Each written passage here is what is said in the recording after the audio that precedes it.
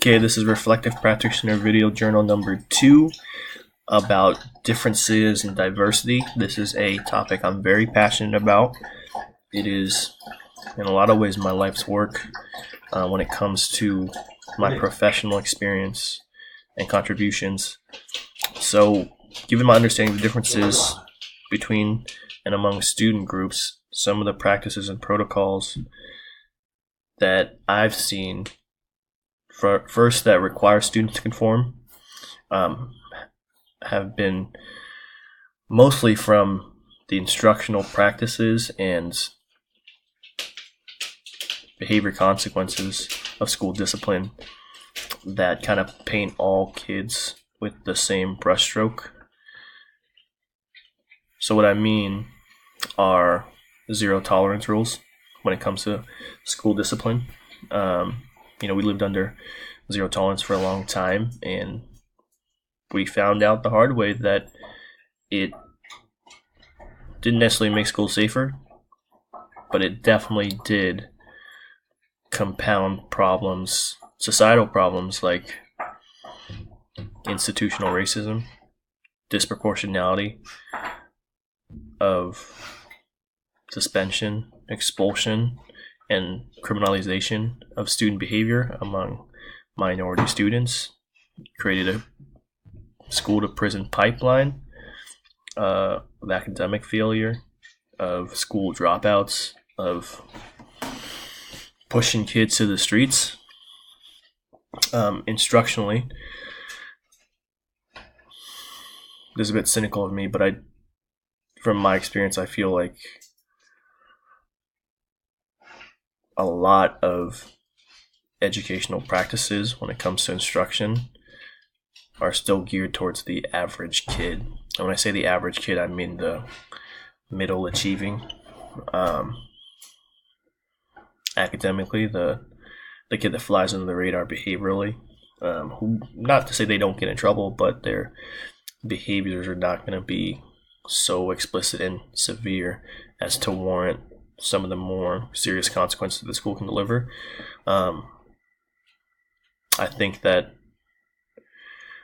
that's not necessarily a fault of individual teachers. It's a fault of lack of preparation, lack of robust, effective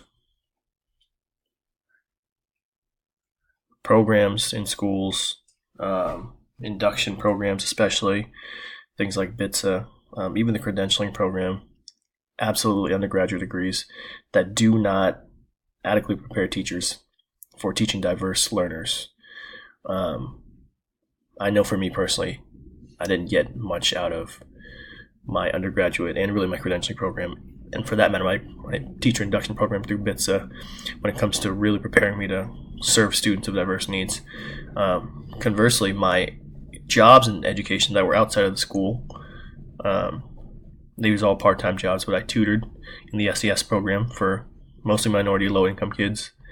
I substituted for my school district that I grew up in, and I worked as a part-time behavioral interventionist for kids on the autism spectrum. And those were really the experiences that helped me effectively reach students. Not to say that the teachers in my undergraduate studies programs didn't try. There just wasn't enough time, wasn't enough resources to really make it meaningful. I mean, you should have to work with kids with disabilities. You should have to not just observe, but teach in a classroom of kids who are low achieving academically, of English learners, not just take a theoretical class. So much of teaching, when you're learning how to teach, is theoretical. The most effective part of teaching is the student teaching. I think it's ironic if you think of the quote, "Those who can't teach," because in order to teach, you have to do. Reading will not prepare you for a classroom of 30, 35, 40 kids.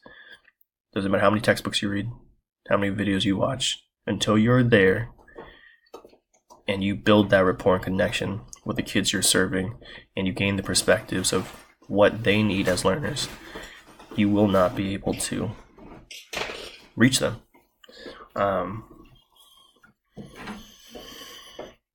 Yeah, I mean, access and equity are things that are so needed but so hard to produce on a wide scale. But I think with the universal design for learning, I think with a greater understanding of special education needs and how those type of supports and resources ultimately benefit all kids, we're heading in the right direction.